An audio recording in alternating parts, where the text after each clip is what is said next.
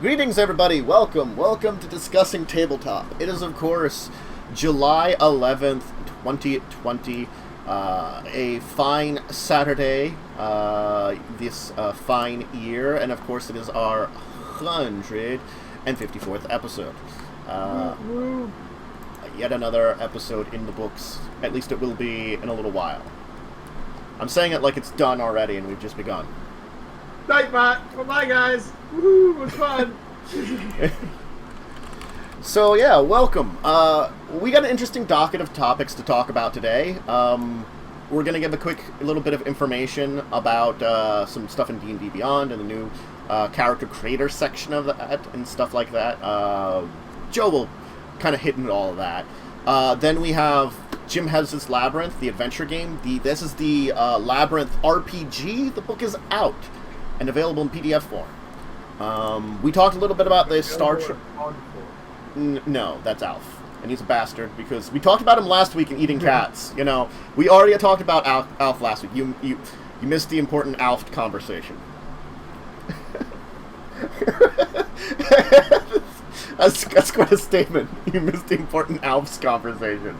Hey, I still have every episode of Alf taped from TV on Betamax. Yep.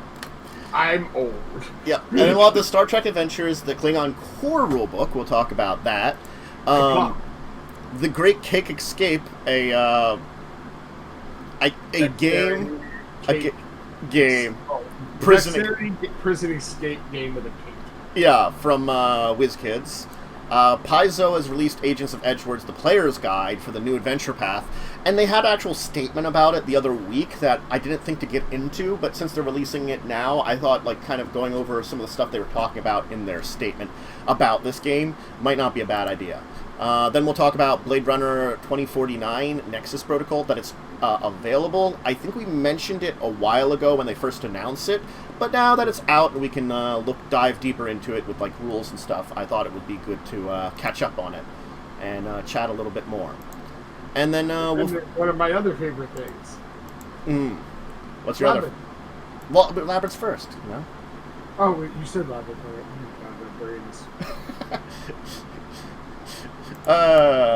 It's Agents of Edgewatch, not Agents of Edgelord.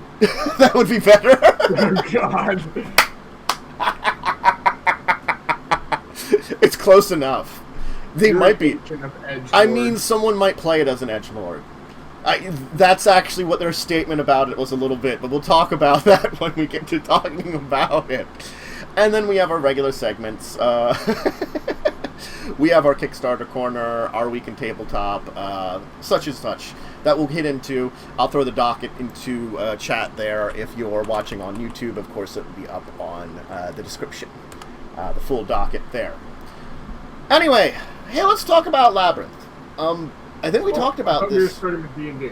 Oh, that's right. You're starting with D&D Beyond because it's a little update for some stuff that we talked about before. Yes. So, very long awaited. Years. Something that it should have been technically the first thing they did. Oh yeah. Is they created a new app called DDB Player, where you can actually use your character sheets and create characters through the app. You could always through the website, but they had a limited number on the website, and then well, there's still a limited number unless you subscribe. Yeah.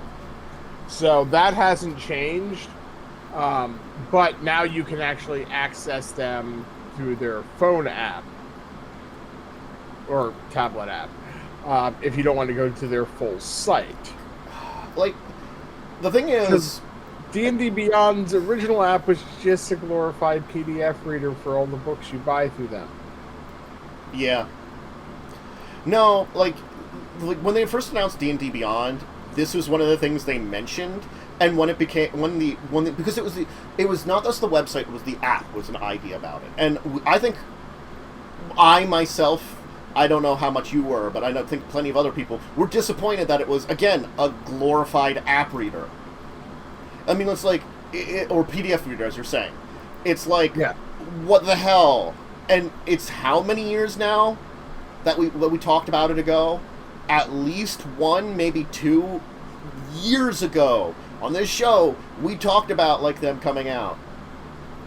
Yeah, and yeah, I mean, we did talk to them PAX. They told us that was the next thing that was in the works. I also would have liked to seen it added into the original app. Is it like a second? Have to be, yeah, it's another app. It's called DDB Player. See, that's another thing. It's like two apps. I'm annoyed, but it's also like, I'm like, whatever. You know, as long as they have something. I know. To me, it just should have been part of the original app. Or an update to the original app instead of having to download a second app. So now you need one to read your books and one to look at your character. Like, this is the thing that I really enjoy Paizo more for. They don't complain when, like, a site like Archives of Nethys or the D20 PSFRD 2nd edition puts up all their stuff online so you can reference it and read it. You know, they have that out there. Granted, I will say, I much prefer pulling out this sucker when we're doing 2nd edition because it's a lot easier to look around in here than on the website sometimes. Because you can Google, you can like search engine website, but it's kind of like trying to look through stuff while like the index in here, I like it a lot more. I feel like this is a lot more better organized than just an informational site. But there are certain things that I definitely go to the site for. You know? That's a lot easier to reference them there. It makes it that I want to use both. Right. D&D, like D&D Beyond, it's like, unless you buy a book, it's a partial thing. They have some of the stuff. Yeah, like, if I'm looking on there for magic items, what I'll do is I'll look at everything, and the ones that they don't have access to because I didn't go and buy the book, I'll just then Google. Yeah. To find out what it actually does. Or I have to go to like the PDFs I actually have because I can't be like, oh, I got this PDF at some point in time, and I can't use it.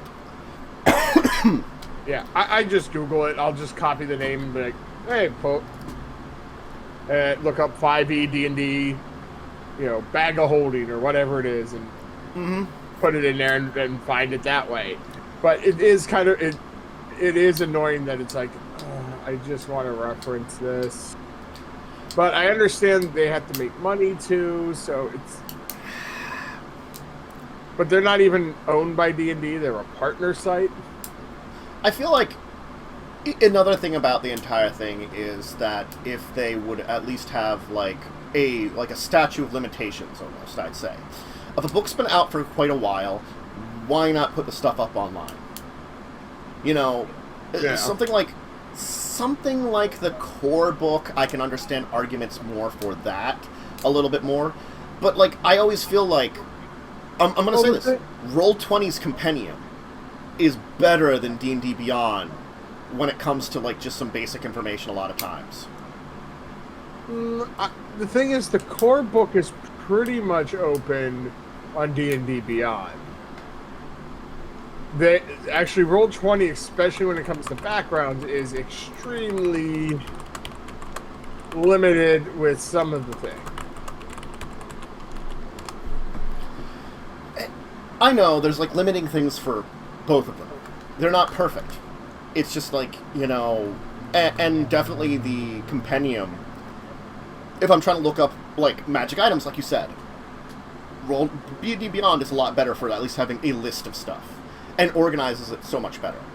Oh yeah, well you can sort it a lot easier. Yeah, there's sorting for like spells, magic items, and bestiary. I like those. I can't find out what some of these things are, but at least I can get names of stuff.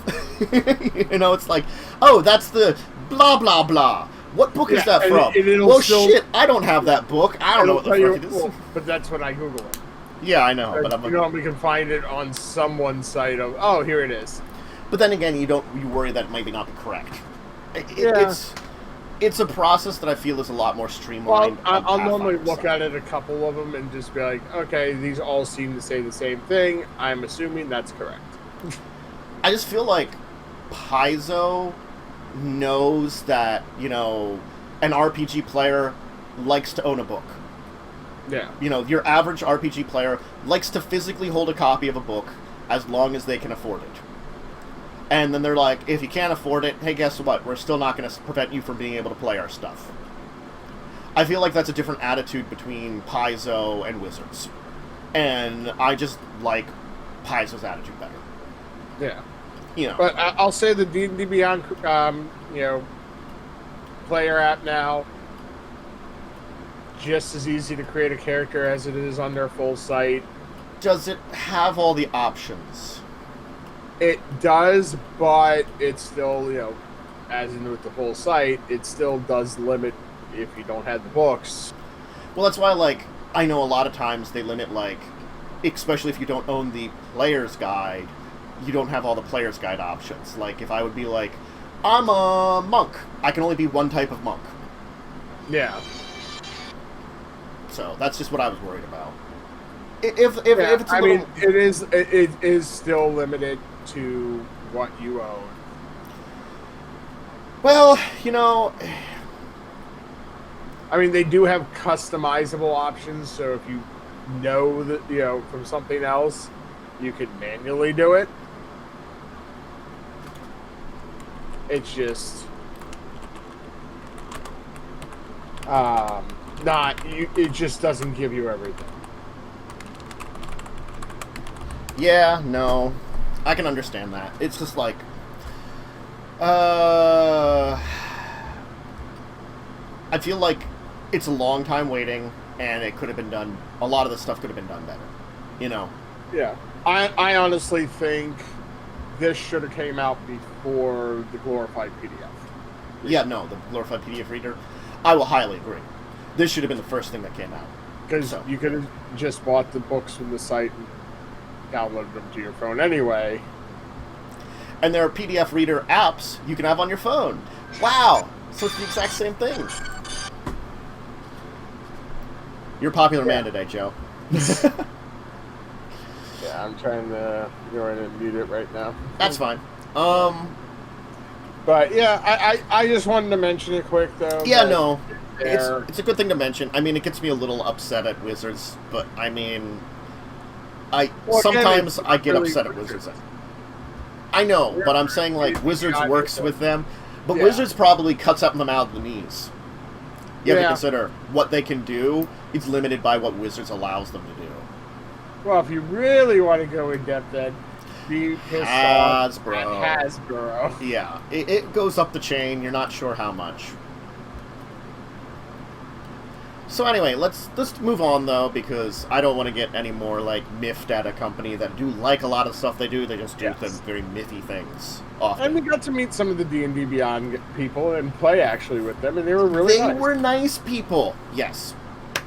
Let's talk about Jim Henson's Labyrinth the Adventure game.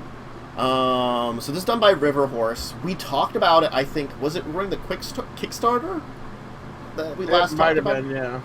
And the official, it's out now. That's the thing about it. I went directly to their site, too, to get a little bit more information.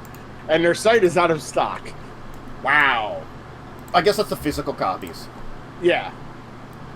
At least you can still get the PDF online if you wanted to. The PDF's $30. It's a bit much for a PDF normally, I would say, but I think this is more of a, independent company. It's a smaller company. So I can understand them putting a little bit more of a price on it anyway. You might be able to find sales for PDFs of stuff too anyway. Yeah. But $30 is still not bad. No, and the full book is actually only $44.99. Okay. Does the full book come alone, or would you come up with a copy of the PDF? It comes... no, it doesn't say anything about coming with a copy of the PDF, unfortunately. Modifius, why do you spoil us? It does come with custom dice. That's cool. So, yeah. Custom dice. The book is also 280 plus full-colored pages. Mm-hmm. It comes with a full-length adventure and over 100 varied scenes. That's interesting. Full rules for characters and adventuring the labyrinth. 2 custom dice with this one. And they come inside the book, so it must have a hollow spot for them. Sweet. It's kind of neat. Yeah. Yeah. So, I mean, it looks interesting. I love the labyrinth world. Yeah, no. I'd be curious as the kind of system it uses, definitely. Because I think it's, like, they don't... I think we talked about it. They might have said something in the Kickstarter about what kind of system they were using for it. But, like, it's, like, you always want to test out a system just because you know the general mechanics of it. It's like... I will give Lightning, who's nice in chat here right now, he gave us the example of, like, how Deadlands rolled out. I had a general idea how the Deadlands system worked, but his report on it was like, wow, that's not good. It's just because, like, he was in a combat and it was a slog. It was very, like, the system is just, like, unfortunately it's built for, like, probably short, small combats, not very big, large, epic ones. But the thing is, until you test it out, you don't know that just because you look at a system. Oh, these are the same people who do My Little Pony's Tales of Equestria. Okay, River Horse is a pretty good company, though. Like, you know, I think we've talked about Tales of Equestria, and, like, it's... I don't think it was ever, like, in our wheelhouse, but I thought we agreed when you dove into it a little bit. It's good for kids. It's good for young people, you know, that if you wanted to, like, have a RPG for young people, it's probably a very good one, you know, a little bit more friendly, a little bit more tame in the ideas. Again, because, like, I think that's... it looks like they do a lot of collaborative works, because I'm looking at their games on their site, their games right now. They have, you know, Tales of Equestria, they had now, they have a whole collection of Jim Henson games, actually. They might have the license. Games, yeah, they might have the main licenses for it. They also have Terminator, Pacific Rim, Highlander, Hunger Games. It seems like the Tales from Equestria is their main RPG brand that they've had, and Labyrinth is the new one that they've put out. Yeah. So, I mean, Lightning. Oh god, lightning. Mm-hmm. No. Labyrinth, the RPG, is definitely a very interesting idea. It's a very interesting world. You know, like, if there is some expanded material on the world that they have put out there, it's far and few between, and it's certainly, like, because of the creativity and, like, strangeness of it, it would be a fun place to explore. I'm curious as to, like, the directions you could take for it, whether it be more, like, on the edge of, like being more like Sarah and exploring the labyrinth, or could you, like, being like, what's the difference between that and being like a denizen of the labyrinth that has a mission or something, and, like, is it all about, like, I'm curious just because, like, there's a lot of questions that I would have about how you would run adventures and stuff within it. It's like having all the scenes and things is like how restrictive is the setting to how you can create your characters and how you can have your adventures. I just want to. All I know is I want to make a character called the Babe, so I can remind everyone of them. Yes. Come on, that's good. It's good. I'll give you that. I mean, like, if you're not part of a Discord, I had a literal I had a conversation with Unfunny One, who's on Grinding Gears, that ended up talking about Vampire 5th Edition, and ended up talking about, like, the restrictions in the way you would handle an RPG based on the restrictions and that's built into it, both on character and adventure side. So it's very interesting to, like, that's an analysis that now I think I'm almost looking at when it comes to an RPG. Yeah. Yeah. And as Lightning said in chat, how open world is it? Would you just have, like, you know... Granted, they say they have, you know... I'm looking at, like I said, they have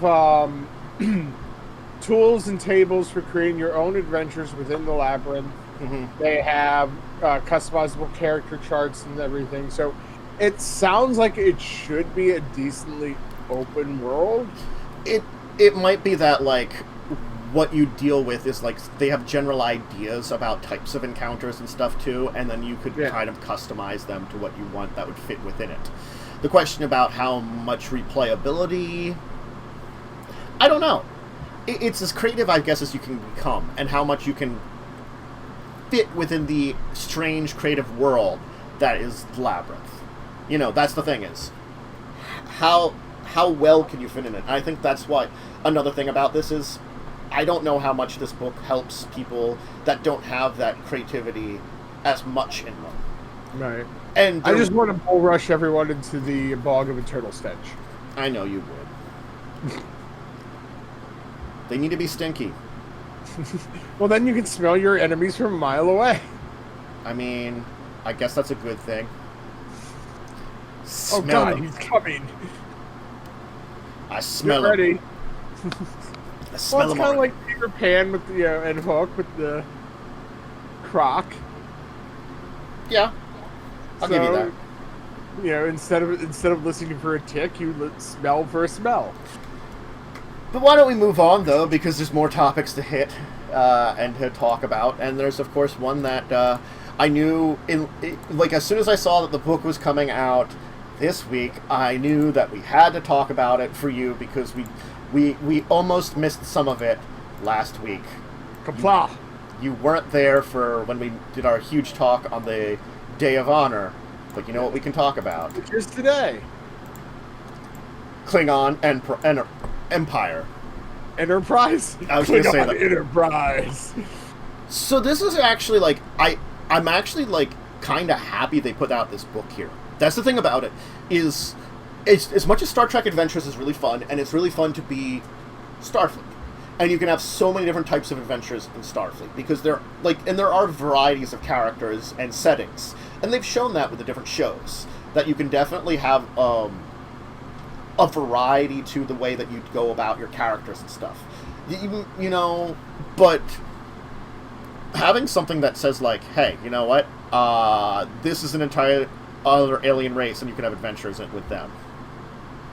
Yeah, it makes me wonder if they're going to do this for any of the other species. You know what? I play Romulan. I try Romulan Adventures book, like the Romulan Empire. Because the thing is, Romulans, they're always seen as kind of like a villain in the Star Trek universe, but they're not really, like, evil per se. They're just like... They sit back and bide their time, and... They're conquerors, you know? They're not, like, evil. They're also a lot more into espionage. Yeah, they're spies, and they're soldiers, they're... You know, it's not that they're, like, you know... Again. And as, like, Lightning brought up, maybe, like, bringing on, like, a culture book for one of the other races in Starfleet. So, you know, like, you can dive deeper into playing adventures, like, maybe they're outside Starfleet, but within the Federation you could also do. Like, there's... I know what they need to do. A Kazon book. Because everyone wants to play a Kazon. If I could be right there next to you and, like, hit you with a fan, I would. I just smack. Come on, you don't want to have rock hair? No. And shoot lasers? They're not even phasers, just lasers? Yeah. Well, apparently the other thing about this book is it might be good to get, because they've done some updates to the system, it looks like they said. Mm. So that's kind of cool. I just want to be a Klingon. I know. I also wouldn't mind if they did Ferengi at some point. You can go total merchant. It'd be interesting. Like, I don't know how many they are planning on doing, but, like, the more of them that that they might have, I definitely am interested in, like, trying some of them at some point. You know, that's definitely, like, again, like, I would like to do some more actual Star Trek adventures. Anyway. Oh yeah, it's a great system. Yeah. It's a lot of fun. It's different than most of the systems we've done.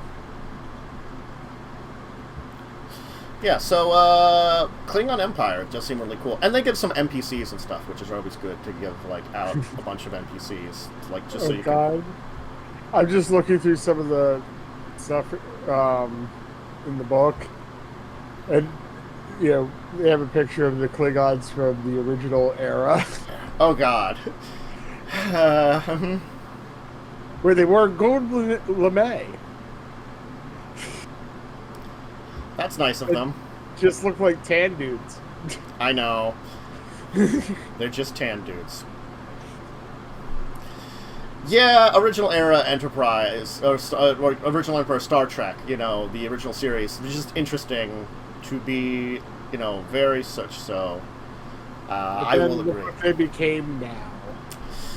There's been so much things. I hate Star Trek ST days. Klingons with a passion, because they're not Klingons. I do like how they do include, like, more ships and stuff, too, which is a good thing. Because, like, yeah. Because the people that, like, can go against Klingons, They just so not Klingon. I was ignoring them. Gave them hair. I was ignoring their existence. Even when they finally gave them hair.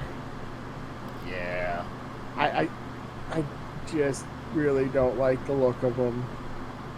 It screws up continuity yet again with what they look like. Yeah. And Enterprise tried to fix that a bit. Well, Enterprise at least came up with, like, a storyline as to why something was like that. They were like, oh, this is the reasoning. Yeah, they messed with genetics, and there was a genetic, sickness, basically, that made them look more human for a while. It's like, okay, I'll buy that for maybe 50 cents, not $1.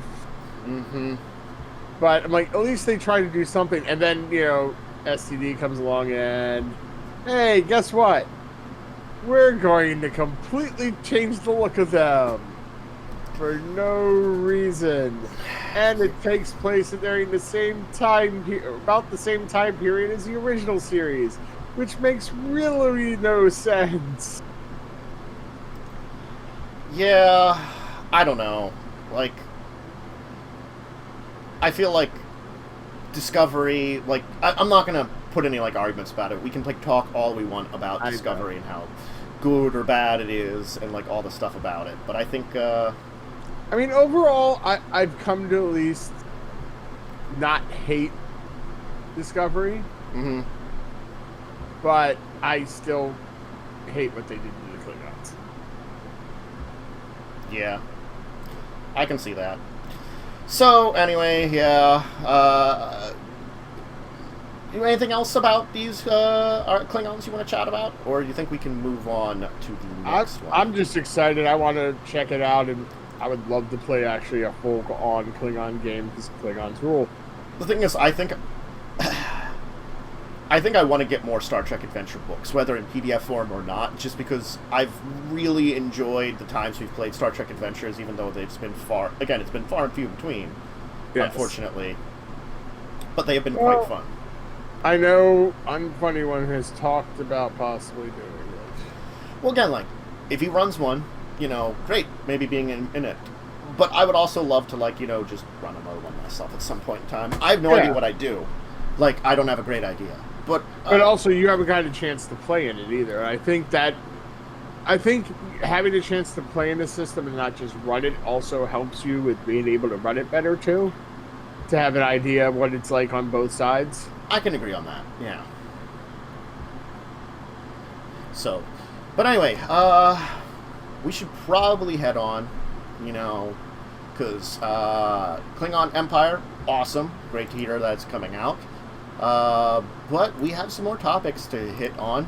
And this one, I just was attracted by the appearance of the entire thing. That's the reason that I kind of, like, chose this one.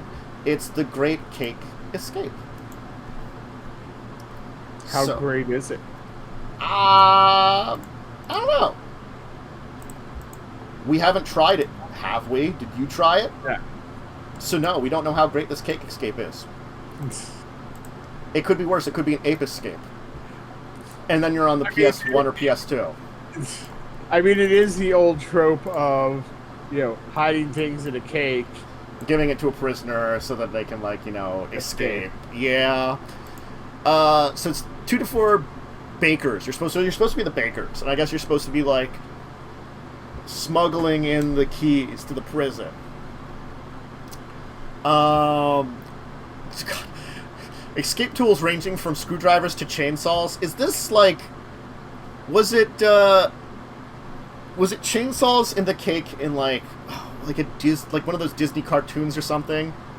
I think it had to have been that. I'm thinking about one of those. I mean, also one of the things you can stick in a cake is the funny glasses with the mustache and eyebrows, so they can disguise themselves. I'm not the prisoner you were looking for. That doesn't work at all.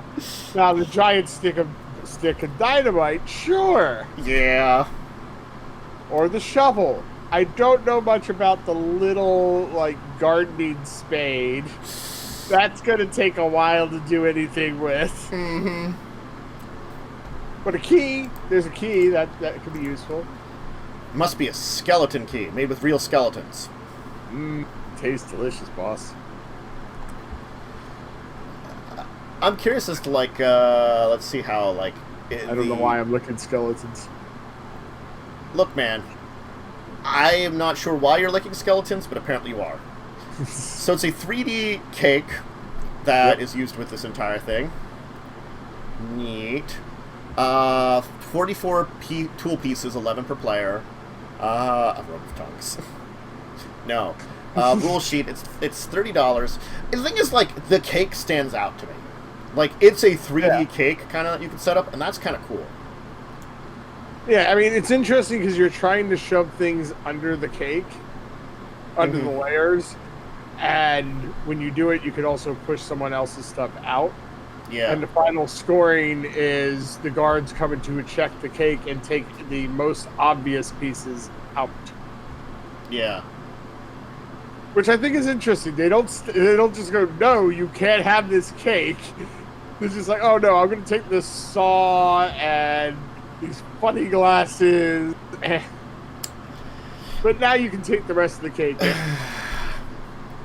I guess the cake is still fine to have. There's nothing else in it, I would assume. Yeah, totally. It seems safe and fine. That's just a little silly. Please walk through this metal detector. With the cake. Oh, Yeah.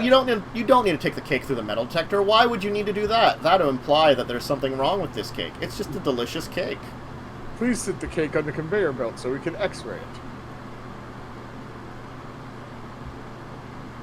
What did you show? That would be fine if the shovel wasn't obviously made of metal. I mean, and would you be able to, would a wooden shovel be able to dig as well as you need it to? Through concrete or rock or stuff that you might need to dig through? I'm just saying the metal shovel has a better chance of it. Yes. But also, it's a silly game. It's a silly game. I know. It's the chainsaw and the cake, that's just silly because it's obviously sticking out, I also see a regular handsaw. And one of the older hand drills that you actually have to manually spin. Oh god, yeah. Man, some of the tools are just so silly looking and stuff. I like it, but it's silly looking. The entire game is got a very silly premise to it. Yes. So, but no, I mean, I'm sure it'd be fun to play. As for manual dexterity games, this is on the list of ones that I wouldn't mind. Things that you have to flick or throw stuff or things like that. I'm not usually big on. Yeah, and that's there's a lot less control. Fat poo for computer components to cast fireball. I saw that. No guano for you.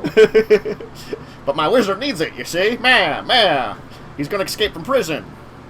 Been in here too long. I'm just thinking of a bad thing I'm not going to bring up on stream. Okay. It's for the best. But Yeah. it's always for the best. But yeah, no. I definitely recommend checking this out. If you like, I put this on the level of maybe a Jenga or something. Like a Jenga, I've never been a huge fan of, but I don't mind its existence, kind of thing, because it's one of those things that requires dexterity and a little bit of luck and a little bit of skill. I think that maybe that's what this will probably require a little bit of. So that's the kind of dexterity game I can get behind. So if you want to do some great cake escaping, it is going for $30. Local game stores, ordered online. Actually, local game stores they have it for. By Wizkids. It's available now. Stop whizzing on those kids. No, they deserved it. They're jerks. They need something to teach them a lesson about being, not dicks. The figurative ones, not the literal ones, but you know what I mean. I'd hope so. That would just be really weird. This conversation's gotten weirder than it needed to be. That's okay. We're going to talk about Pathfinder. Too. I did.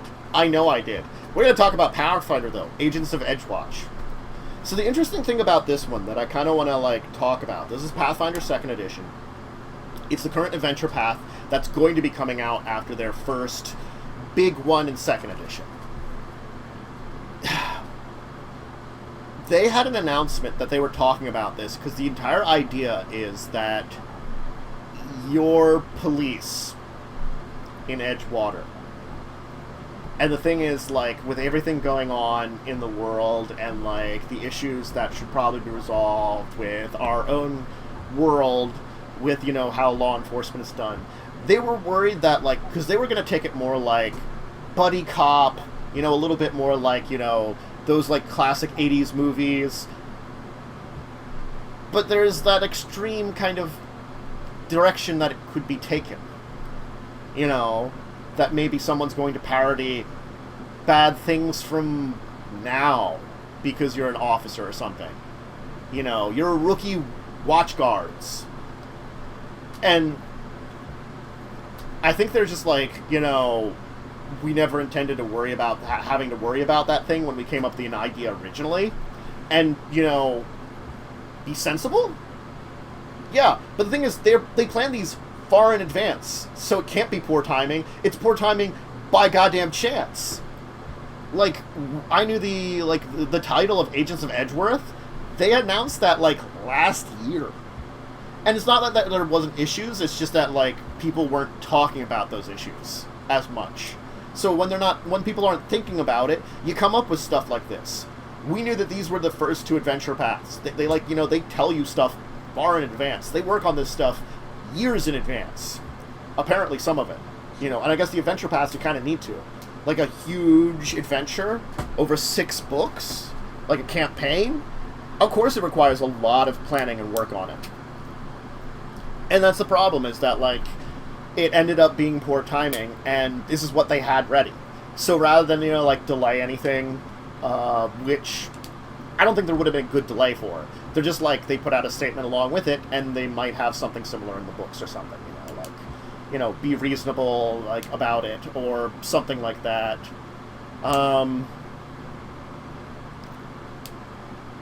So the entire idea is, of course, for the adventure itself, your rookie city watch. And you're going against criminals. And the thing is, they take here from the city, a wide variety of people.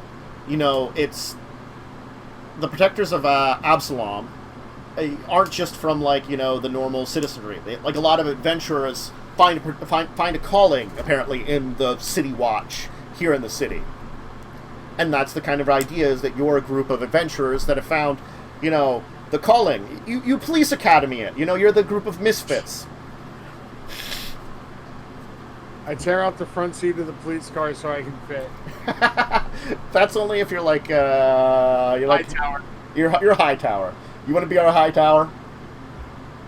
Well, in real life, I'm 6'5", so... Yep. Centaur. I guess you would have to pull out the front seat of the car for the Centaur, too. That was actually one thing that the movie Onward, the kind of stepdad figure is a centaur police officer who drives a car. Yeah. And I'm like, how is he driving?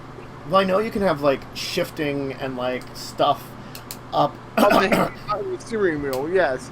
But how is he getting into it and fitting? You can design it. It's just, like, it's a lot of extra design. I think it's funny. By the end of the movie, he learns his true centaurness and just is running then. Okay, so the big thing that they put in it, which they have said, because, like, they were already working on it, is they actually have a thing. Due to the sensitive nature of role-playing as City Watch members in Adventure Path, this includes new required rules for players and guidance for game masters. To, like, not go into, like, the darker aspects that can happen in City Watch. Like, corruption can occur. That's something that can actually occur in goddamn normal D&D as NPCs. Like, you can find City Watch that is extreme. You can find civilizations that, like, if you were, like, in a, like, lawful evil city, the cops might be a little corrupt, or they might take things to the extreme. You're not getting beyond that, and that it could exist. It's like how much you want to include a lot of the darker aspects of the world are up to you. Yeah. It's like... I want to play a chaotic evil city guard game. Yeah, I mean, you're going to be awful then. Chaotic evil is going to be awful no matter what, though. No matter what you do. I know. There's actually, like, to not, like, derail us too much, and because I would talk a little bit about this, but, like, in my Pathfinder 1st edition that I've been doing on Wednesdays, there is some problems with, well, it would be called, like, the racism. Because, like, there's a tiefling in the party. Tieflings aren't really well accepted in the Galarian, you know, because they are demon-blooded. They can find acceptance, but it's a lot harder for them. Hey, we've experienced some of that in the Thursday game now. They have, because, you know, everybody assumes for goblins. It's like, and Carrie. Carrie is also like, yeah, well, there aren't tieflings in Dominaria. Yeah, but Carrie is just a demon. Carrie is effectively a demon, yes. Well, she also looks more demon-y than she did before. Very true. Which, you know, like, when she was just, like, a tiefling, it wasn't so bad. People could be like, that's an unusual race. Now she's like, you're some kind of monster, aren't you? You look very monstrous. What the hell are you? Does she have her hand on her mouth, or mouth on her hand? No, that's you. But I guess, like, it's, like, there can be issues that you can kind of deal with. And I try not to, like, have them be very front and center. I try to be like, there are people that have prejudices. Maybe you have to, like, you know, work with them a little bit more to have them get beyond their prejudices. I try not to have it be like a thing that... It's a thing that should exist because there always are going to be prejudices in a world. But, right, like, the mitigation factor... How far you go into it is different. It's like, how deep do you show that? Do you just touch on it and be like, you know, hey, you're getting some funny looks.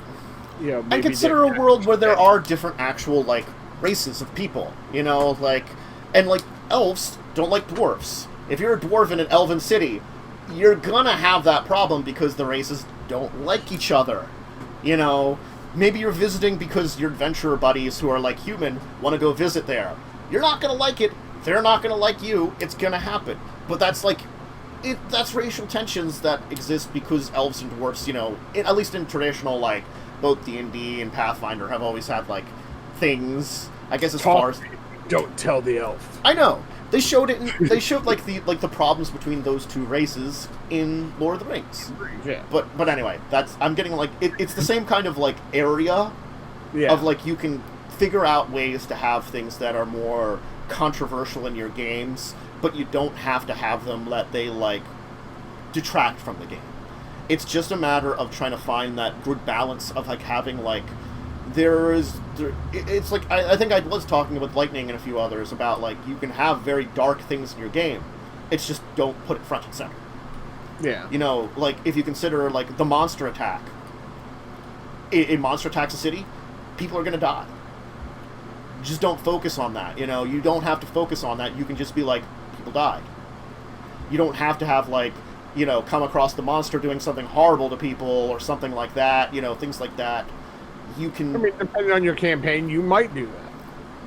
But then it's, like, a matter of the campaign. And, like, you still have to find a good balance between it. You know, like, you know, you could come across a horrible scene that, like, there's a bunch of dead people, like, you know, and it could be, like, you know, oh, you know, the creature just killed a bunch of children.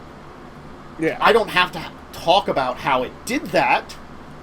I can say it happened. It's a horrible thing, but giving you details makes it much worse. You know? And that's the difference. And it depends on your group, too. Some people might be fine with that. Yeah, and that's Some people might go, okay, that's a little too much. And you have to kind of explore that with your people that you're working with, too, to see what's too much and what's too little, and, like, you know, where you can push the boundaries of your storytelling if you want to, if it makes a difference in your game. If it doesn't make a difference, then don't bother pushing a boundary, you know? Right. You don't need to. Sometimes to make it like a threat seem more substantial or something, you might go a little darker. Well, it's like, again, like using the Pathfinder Wednesday game. They've been slowly, like, getting on the good sides of the town, and they've been doing a decent job at it. And so, like, you know, yeah, that guy's a tiefling, but, you know, he's all right for a tiefling. You know? Right. But that little weird guy who's, like, got plant wings. It's kind of strange. Whatever. He's neat. Things like that can occur. You know, that people can get to know you. And then and maybe they still have preconceived notions, but you become the exception. But maybe you being the exception kind of begins to shatter their preconceived notions and has them change. Granted, that's a lot more difficult in real life, but, you know, that's what fantasy's for. The question is, did the plant drink a Red Bull? Is that why it has wings? If Reese drinks Red Bull, my God, if that's Carpe and his high-pitched voice he's doing for it, the insanity that would be Carpe acting out that little character in Red Bull. Gosh darn.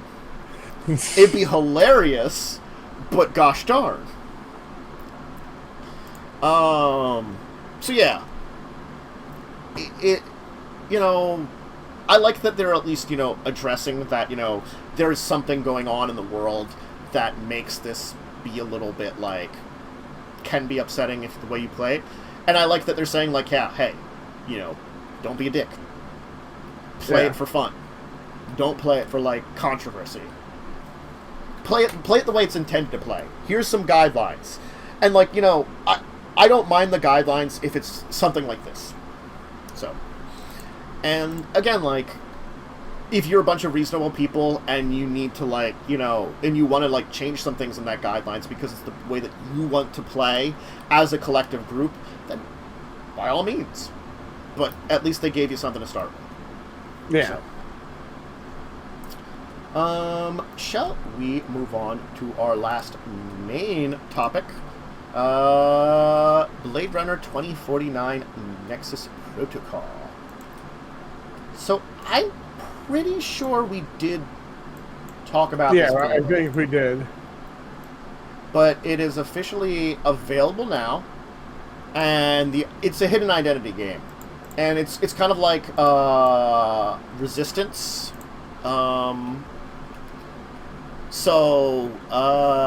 You players are taking on the role of Blade Runners, joining Deckard to hunt down the replicant that remains at large.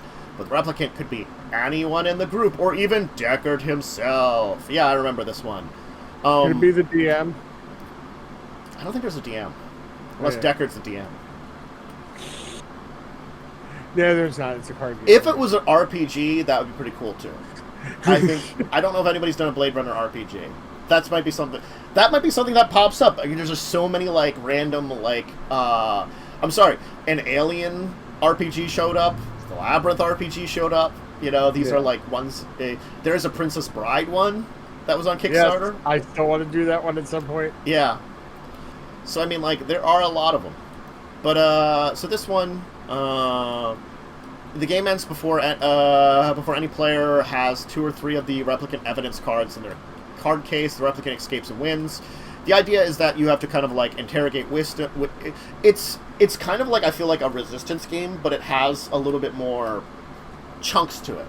You know... But it's only a 30-minute game, too.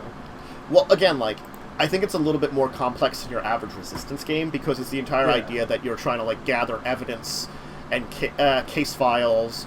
You know, you have to worry about doing stuff with witnesses and stuff. Well, I would almost say that it's kind of akin to Werewolf. It's like a little bit Werewolf. Yeah.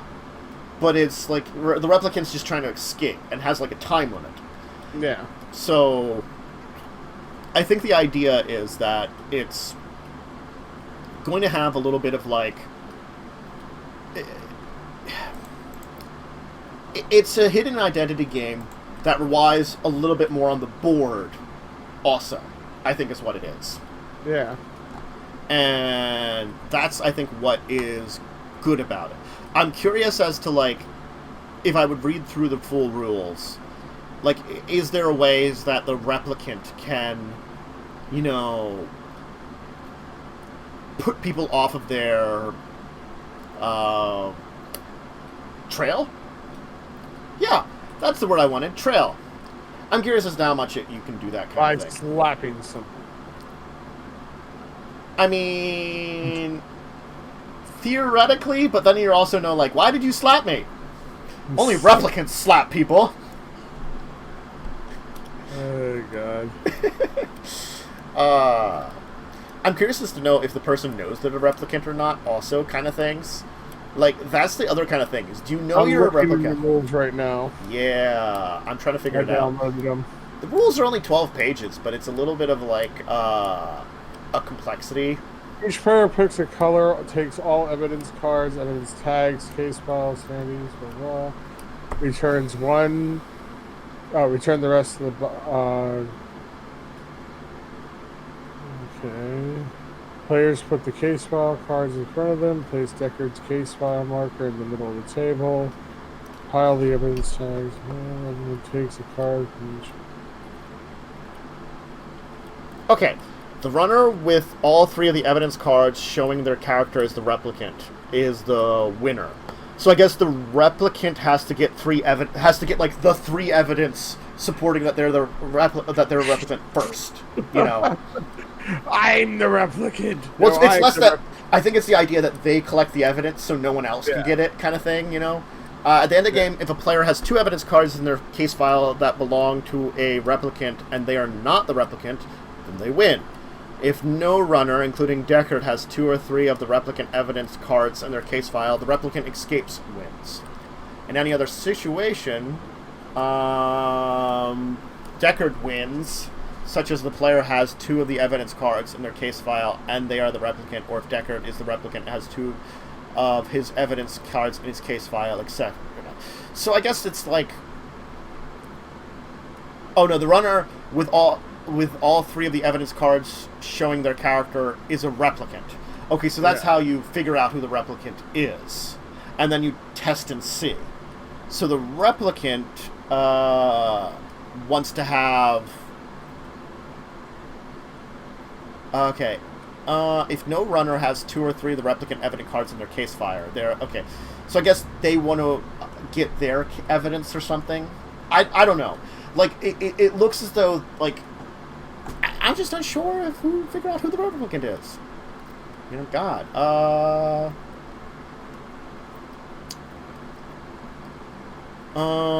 You may look at your innocence cards anytime, but you may not show it to other players. Okay. Your innocence card shows a runner that is not the... Shows a runner that it is not the replicant. Okay, so the innocence card, you do get to see if you're the replicant or not. Okay. Yeah. So, okay. So I guess it's like, you will know that you're the replicant, and you'll be able to, like, pretell the evidence so that maybe you get the stuff that points to you.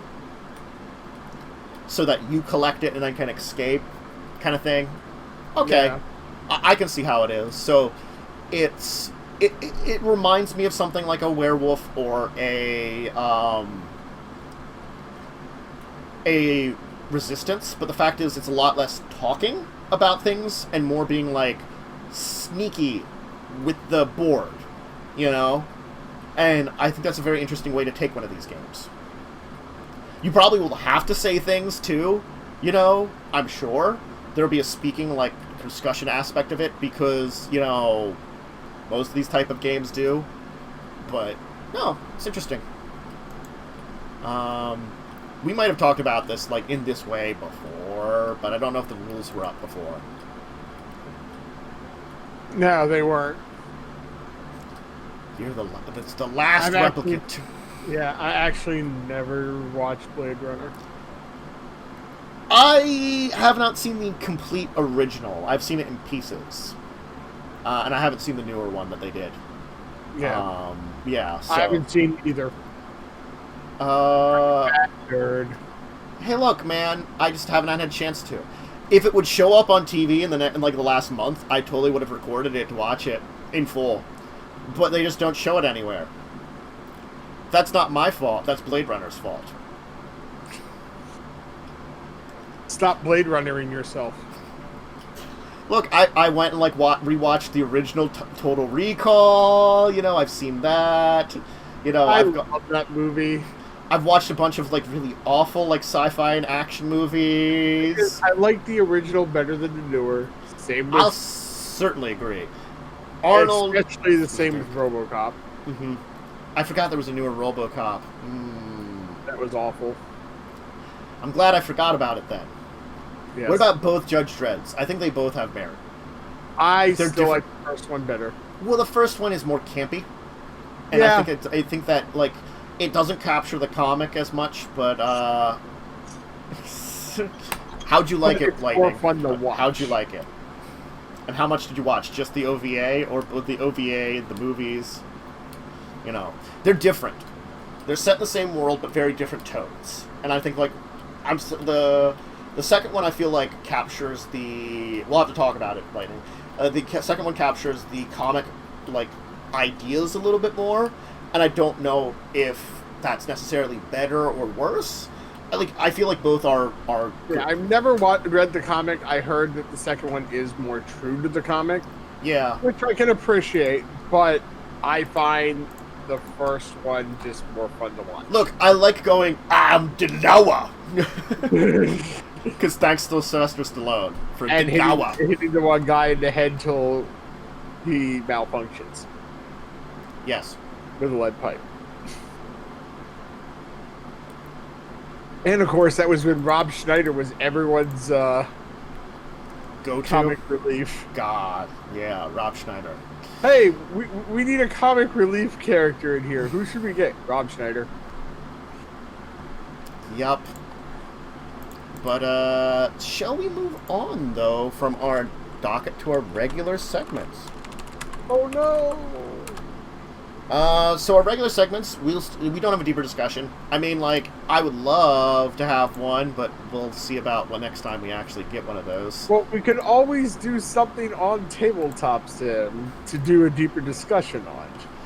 We could, if we wanted to, like, review something, if we felt like something that... But I feel like because it's mostly supposed to be more of, like, a review segment, that we would want to, like, review something... Well, even I'm if we saying, if we do something new on Tabletop... Even. If something comes out and it's new, one of the newer games that we've talked about, yeah. I think we could do that at some point in time. We could take a look and see, like, come up with a list of things that came out this year that we've talked about and see if any of them would be up on it. I think that would be a pretty good way of doing it. So, but no, Kickstarter Korner. Do you have a Kickstarter for us today, Joe? I have a mention that I actually just pledged on. Cool. Because it was only $1. Oh, very nice. $1. It's like, I'll buy that for $1. Give me a second. Mm-hmm. Where are you? Next. Copy. Put it in a chat. So, it's a pocket RPG. Ooh. Called Brass Rings, a game of steampunk rodents on Saturn's rings. All right. So, from what I can tell, basically, humans built this area in Saturn's rings. Mm-hmm. They're referred to as the Forerunners, and they have since gone. And the rodents have taken over. And they have to deal with the things that the Forerunners left behind. Frickin', they only wanted $60 for the game. Yeah, they only wanted $60. They're only asking $1 for the PDF. It's gotta be like, well, it's I guess it's like just giving out like the PDFs just now. It's like, I guess it's printed out on your own and it's meant to be really. Oh yeah, it is. And the thing is that, you know, it's supposed to be a pocket RPG that you can just pick up and do something with. Yeah. And they're only offering the digital version for a limited time. So maybe this is just more to see if there's interest in it. And if they, want to go, full hog into it later. Okay, so it also looks like they're distributing 2 PDFs. One that's meant for, like, smartphones, and one that's meant to be printed on an 8.5 by 11 sheet. Yeah. So I got it for $1. I'm like, it's interesting enough for $1. You're supposed to fold it up into pocket size, so you print out the 8.5 by 11 and fold it up into like a little book you can put into it. Yeah, like I said, it's supposed to be super simple. Oh god. And I mean, their stretch goals are hilarious. They made the first one, for $100, because they're at 108 of their $60 goal. Man. Which they got the voice actor for Dr. Crackers, who reprised his role to bring you adventures. These adventures or hooks will work as storytelling tool to help your game master make the world more immersive. And then they have a second stretch goal if they get to 150. Which Dr. Cracker's Guide to Rings of Saturn, which will be a new pamphlet filled with the brim with adventures, world building, and will be available to our backers. I mean, they have 72 backers, which is decent for something this small. Yeah. But when you're only asking $1, I think that's kind of easy to do. Yes. So that means at least some people were like, hey, I'll spend more than $1 then. Yeah. Because they're at 108. 72 backers, 28 days to go. I mean, it just popped up to 108. Was it 108? Oh, yeah. It was 106. Now it's 108. So, I mean, like, I think they might be able to get their 150 stretch goal. Yeah. I mean, like I said, it seemed interesting enough. I'm like, I'll throw $1 at this. It's probably not meant to be any like big major epic like RPG adventures. It's probably just be something like small and fun, you know. Well, like I said, they said it would be it's a pocket RPG. Oh my god! I just went to their website and like just some of their RPGs. They have Space Pirates the Musical, a simple RPG about singing space pirates. Wow. I'd buy that for $1. Really? Jesus. Man. They seem to have like a very interesting sense of like what the hell they do. But no, cool. Yeah, that's interesting. I'll give you that one. Brass rings, steampunk rodents on the rings of Saturn. Yeah. I just love it. They don't, really spell out the Forerunners are humans, but that's kind of how I thought about it. It's like, I'm thinking that, the orcs are, the orcs, yeah. The humans were the Forerunners, and they're kind of, rats kind of got into some of the spaceships and ended up there, and people, now they've taken over. Yeah, because people left them. People left, and it's like, the station's ours now. They left us behind. Anyway, Let's have some cheese. I wanted to talk about an RPG because it's a little bit of a couple different things. It's called Monster Care Squad. So this one's very interesting because they're trying to go for a style of like Studio Ghibli, so very like anime style. But the entire idea, rather than being like the people that kill the monsters, is you're people that look after monsters. It's Monster Care Squad. It's a different take on an RPG. I kind of like the idea of that. Because, like, you know, normally it's you fight and kill monsters, and this one it's sort of like you're looking to protect them or care for them or, you know, look after them.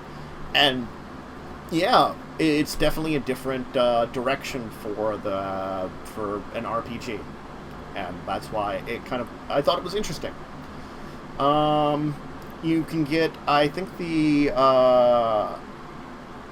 let's see here. The PDF and all the PDF, the full PDF, any stretch goals, there's a $10 tier for that one. For $25, they get like also like a 200-page like beautiful like bestiary of images and artwork of like various creatures, and $60 gives you a print edition. So for $60 you can get a printed book, but like, you know, they've got like the art looks very nice. You know, it's like very like beautiful like art that they're going for. Definitely very, very stylized. So it's kind of neat. Looks cool. Yeah.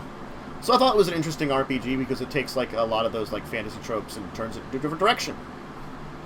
Mm-hmm. And they have unlocked that they have an art book and an original soundtrack that got. And apparently like a vinyl version of it. Oh, they unlocked offset print run, solo mode, some other things. They've like, I don't know if they have any other stretch goals right now. I think they've unlocked most of them. I was like, we didn't have time to write up these goals before they got hit. They got 3 of them. Wow. I'm also just looking at like the creators and the photos that they have, mm-hmm. and laughing at, you know, like the line editor Lexi and Toko is a cat apparently. Yeah. But no, the last one is Pumbaa, a dog. Actual in real life monster. The Sandy Pug himself. Look, they just had a dog monster to help them out. So they got 21 days to go. They are funded.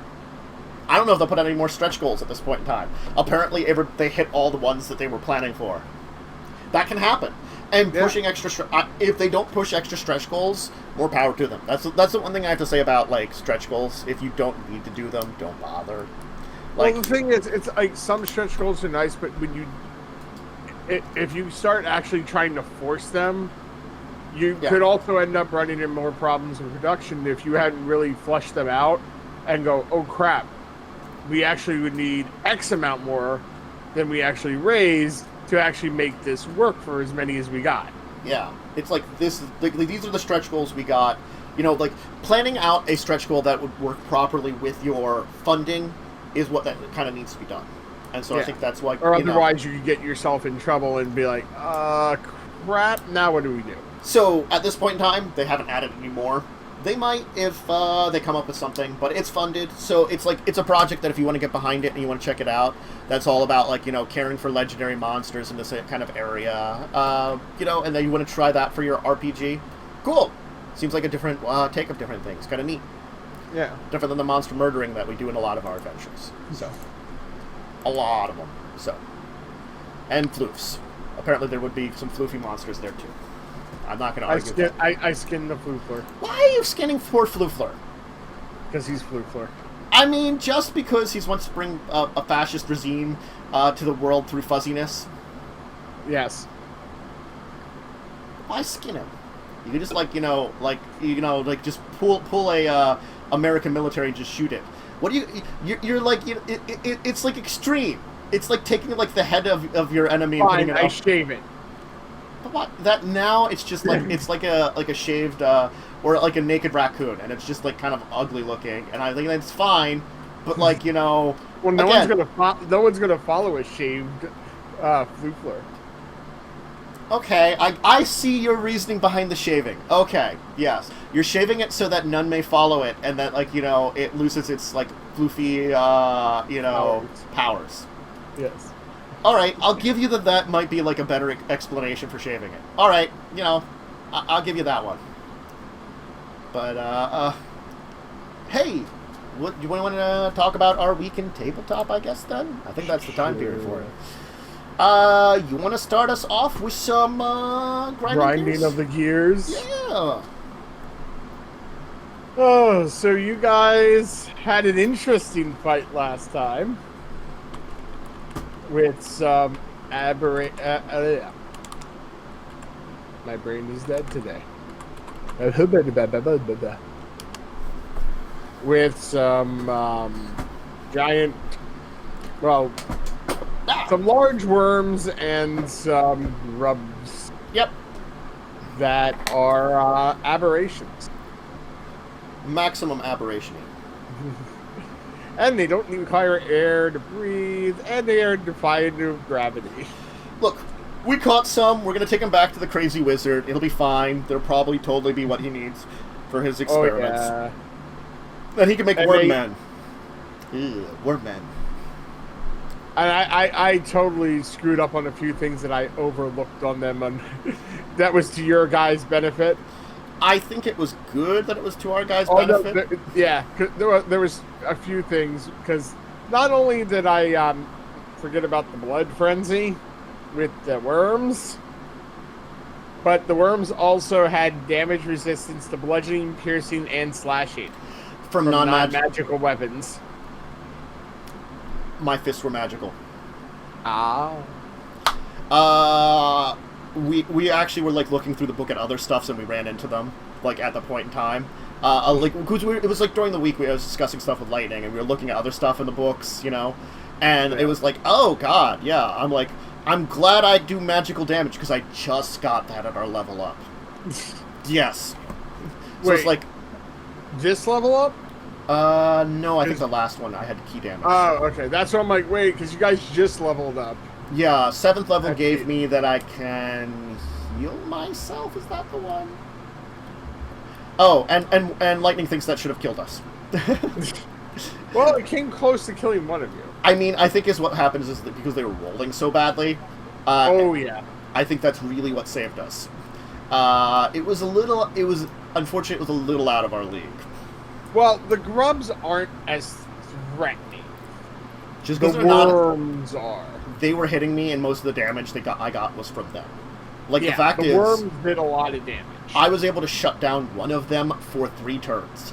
If it, like, you know, like, if the battle had gone a little differently, they could have easily, or like the positioning was a little differently, they could have easily overwhelmed us. The positioning helped a little bit.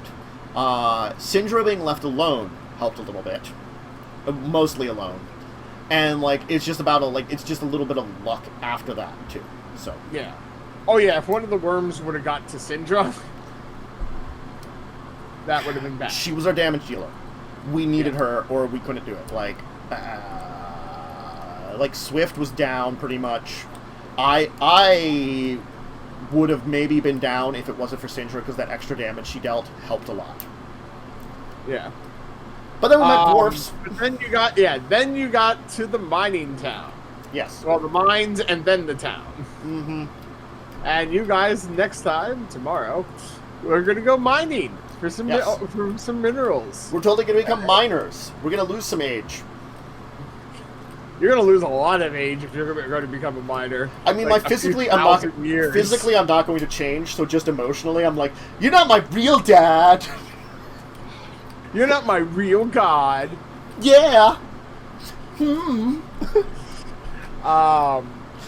But yeah, you guys are going to mine for some ore to earn some extra cash. Yep. And then you are also buying some mithril. Yep. It'll be a fun time. Because this turtle grows mithril. Then I had Records of Evil, which was fun. They had their adventures in, they left Baldur's Gate, and they hit up Waterdeep. And they had some adventures in Waterdeep, and I don't know if they're done. God. Tuesday was long, and so I'm forgetting stuff, and I'm sure I am, and I'm not sure how much we are they're done in Waterdeep. But it was a lot of like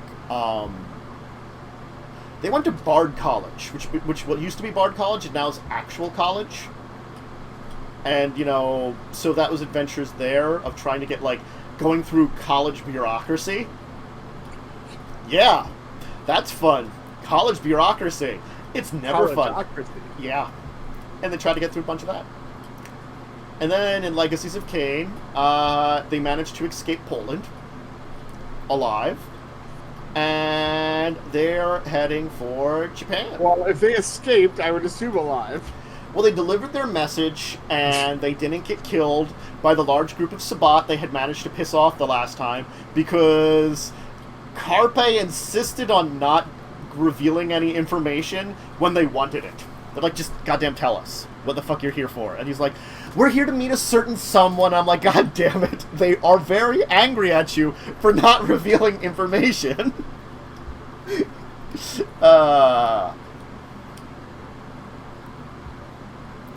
Yeah, they're going to be going to Japan, though. That's their next stop. And they got have to trade their whip to speak English. No. Okay. They're not. Because they'd be bad at it, anyway. And then on that evening, we did some more dungeon crawling, where you defeated some vampires and pissed off a wraith. Vampire spawn. Then pissed off a wraith. It's an important thing to mention. Yeah, because it's different, and they're easier to kill permanently. Yeah. But there was a lot of them, and it nearly sucked. Uh-huh. And we're not all healed back up, and now we're dealing with a wraith. Yeah, you guys, like, just wander into battles constantly. Like, I think two of you haven't learned their lessons of RPGs. Just don't wander away and get into trouble. Oh, I'm gonna go hang out with this ghost here. It's a great idea. And then lure him back to the party. Yeah, even better idea. This is, like, not the kind of place you actually, like, kind of want to rest in is the problem, too, because it seems, like, awfully haunted and filled with, like, horrible amounts of undead. So it's like, where could we rest? Inside one of the caskets. Maybe. And then on Wednesday, I had more Pathfinder 1st Edition, where we're doing Carrying Crown. It was relatively fun. There was a couple of issues, but it's sort of like, that's nothing that's, like, too bad that we might not be able to handle. We're going to look into it, The issues were just, like, again, it's... Carrying Crown starts out with not a lot of, like, direction, especially with a bunch of characters that want to wander around and check out things. Like, you certainly could streamline it and make it very easily. Like, oh, hey, why don't we do this bunch of things here, here, and here? But, they're like, oh, hey, we're going to go do this, and I'm like, okay, we're going to roleplay you doing that. Characters never do what you want them to do. I mean, I'm not saying... It's a little bit of, like, the adventures, the way the design fault. And it's a little bit of, like, I'm just saying, players seldom do what you want them to. And we may or may not have a walking, talking firearm.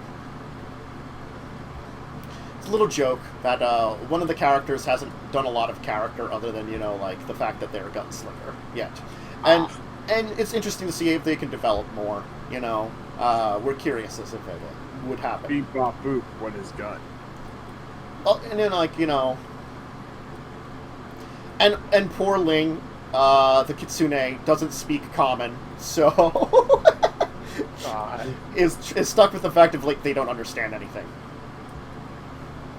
Did they at least speak a language that someone in the party knows? Okay. One of them speaks Sylvan, which Ling speaks, and then 3 of them speak Elven. Or it's 2 or 3. And then there's one that only speaks Common, so, like, when they're speaking to Ling, gets pissed off a little bit, but it's like, yeah, you should, like, understand that that's how Ling feels, because when everybody's speaking Common around, poor Ling, she doesn't understand a word. Well, learn Common, that's the reason She is actually learning Common. She is actually learning Common, but it's like a process. Yeah. The gun only speaks Common. Yes. Well, so, more Common than Bang. But But, it's an interesting game. We'll see how it develops. There are some good characters, definitely, in there. So, some good character development in some of the things. I think there is hope for the game, kind of thing. Not quite there yet, but hope. And then we have Children of Wrath, which you visited another cathedral and got some therapy. Both, talking therapy and some items. We talked to a therapriest. Yes, you did talk to therapriest. Therapriest that tried to help you out a little bit. Oh, God. It was ridiculous. And Max got a pretty decent magic item that he can help out because it can make him look like a person. Yes. Physically. He looks like his own self. Yes. Granted, it's not like... None of us knew what he looked like. Yeah! You met him after the all skeletal thing. Yeah. Totally normal human. He won't have, like, weird tentacles sprouting out of his back, which he'll use to attack people. No, he'll just have a listen sitting on his head. That's given. That's normal. Is that some kind of horrible bug monster attached to your brain? Yeah. No. It's just his friend. Hi. You can't speak when you're illicit. Make like weird hissing noises because you don't have... Through him. Yeah. No, it has just hit my friend. Hello, he says. What was that? Actually, wait. Can I actually use my own voice because I activated his tongue? Maybe? Ha You're just mind controlling him then. It's okay. He won't mind.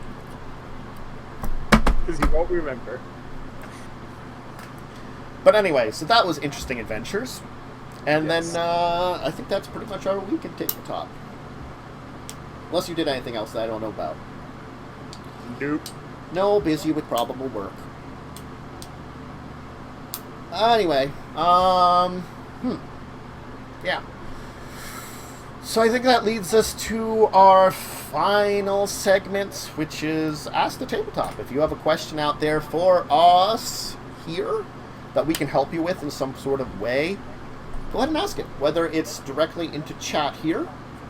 Evil plotting by Joe. Look at that face. He's planning something evil and grinding gears. I'm planning something evil in every game I have. Well, technically I'm not. I'm just going to be evil. I'm not going to plan it. Because it's sort of like, most of my games is sort of like, yep, evil stuff happens. I totally didn't plan this. Maybe next time you're a guest, Lightning. Maybe next time a guest we can talk about Carbon 20 and 85. You can lead us talking about it. If you... whew. Yeah. I'm kind of feeling a little off now, so I think it's a good point we're ending the show. I'm Joe. I think it's just that, my room tends to be the hottest in all the household, so... It's getting hot in there. But then space. So... Space. Yes. Every time we play Stellaris, we say space. That's what we refer to it. That me, Lightning, Umbra, and Worm. We're just like, space. Space out. I mean, other people could, when we're done this adventure, other people can get space and join us in space. We can get bigger space. I don't have a lot of extra spending money right now. It is acceptable. Still dealing with trying to get this place in order. Oh, God. Yeah, no. Highly acceptable. I finally got 2 pieces of artwork up. Sweet.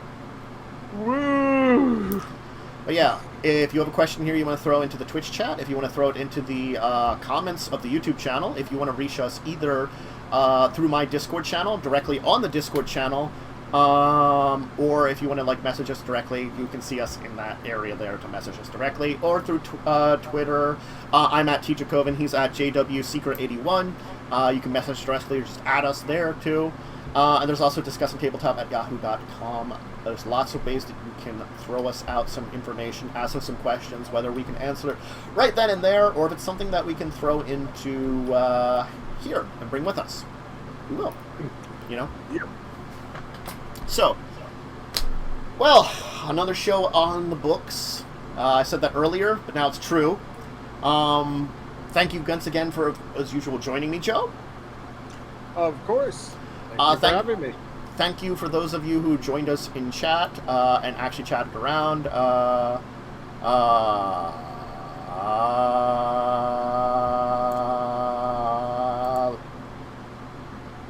People, it's been a fun one.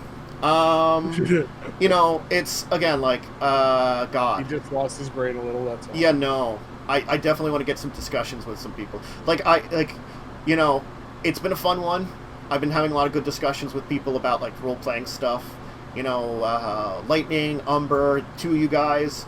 I had a lot of fun talking about those problems with your characters in our Wednesday game, and definitely how we can improve, like, you know, getting your characters in the game, like Lightning learning Common, and how Anne needs to be a bit less Anne too, to like add that, like, you know, it's an interesting character, but maybe not the best character for the game that we're trying to do, and how it's been developing. And I think I got to talk about that with all the players. You know, how we can develop their characters, get it big, and that's something that you got to do out there as role players. That's my advice for the week that I'm kind of getting into. If you're out there and in a role-playing game, talk with your GM a little bit about how your character's developing, especially a few sessions in, and see about how you can do it. And, like, you know, maybe then you're not just a fox on everybody's lap, or someone that, is an emotionless android but apparently only likes animals and not people. Or something else. Anyway. See you guys later. Have a great Saturday. Stay safe, stay healthy. Have a great rest of your weekend if you don't join us for the grinding gears. And otherwise, see you next week. Bye for everyone. Bye.